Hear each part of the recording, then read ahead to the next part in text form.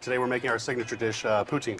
All right, love poutine. Pretty simple dish though, right? Extremely simple. It's just potatoes, cheese curds, and gravy. But I'm guessing you're gonna sort of gussy it up a little bit here. Just a little bit. We put a lot of work into each of those 3 ingredients to make it the best we can. And today we're gonna like pump it up a little bit with chanterelle mushrooms. Oh, nice. And are these just regular old russet potatoes that you No, not at all. These are chipperbecks. They're from Canada. They have a really low sugar content to keep from getting really dark and brown, and a low moisture content so they never get mushy. So you need the right kind of potatoes to be frying up for this Yeah, dish. before we opened, we tried 9 different types of potatoes, and this is the one we settled on. And this stock, what kind of gravy you guys putting on top of this thing? Yeah, so our gravy is made with duck and chicken, 24 ducks, 24 chickens. We make a stock with that for 24 hours, which we call our 2-bird gravy. And of course, I know it wouldn't be poutine without cheese curds as well. Do these have the famous cheese curd squeak? You know, sometimes they do, and sometimes they don't. So let's find out. Let's find out. Yeah.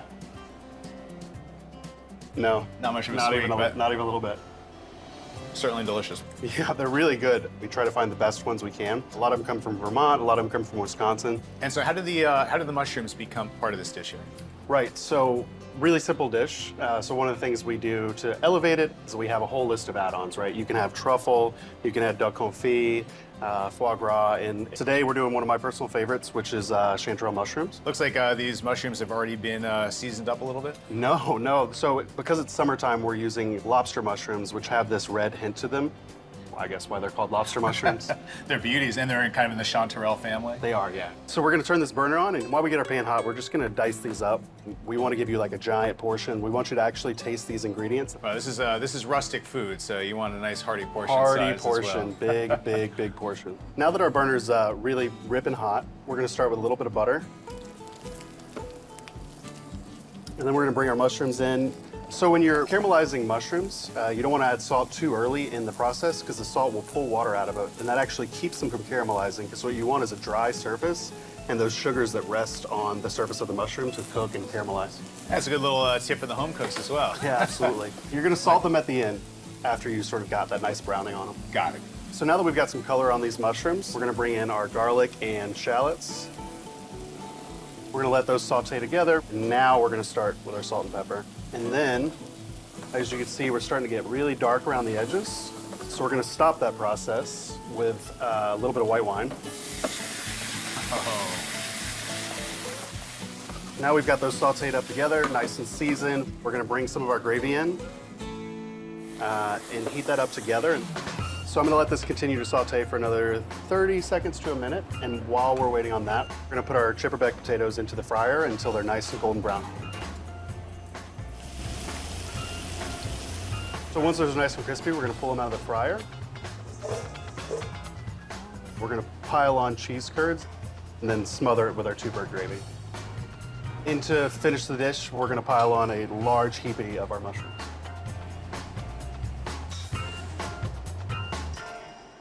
Chef, this looks great. Hearty and delicious. What are we drinking with it? We are drinking a Quebecois Old Fashioned, so rye whiskey and maple bitters that we make in-house. Maple bitters. Well, cheers to our friends from the north. Cheers.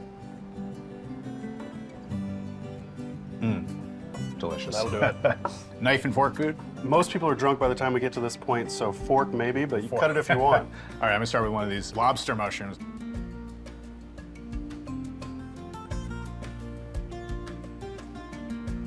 That just hits the spot. Yeah? Oh man, those mushrooms, that nice earthy flavor to complement that really rich gravy on top.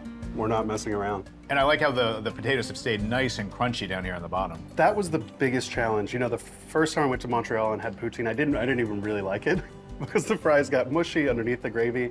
And so we put a lot of time and effort into finding fries that would hold up to the gravy and not fall apart over the course of eating it. I see what you mean about a simple dish, but with the right ingredients, just takes it to the next level.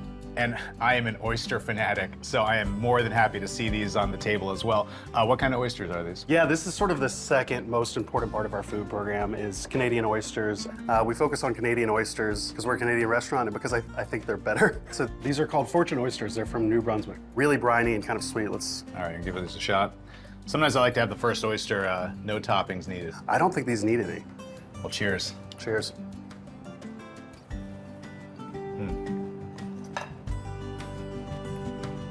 Wonderful. That's really good. Hey, Seth here. Have you tried this signature dish? Let us know in the comments. And if you want to discover more great restaurants in the DMV, don't forget to subscribe.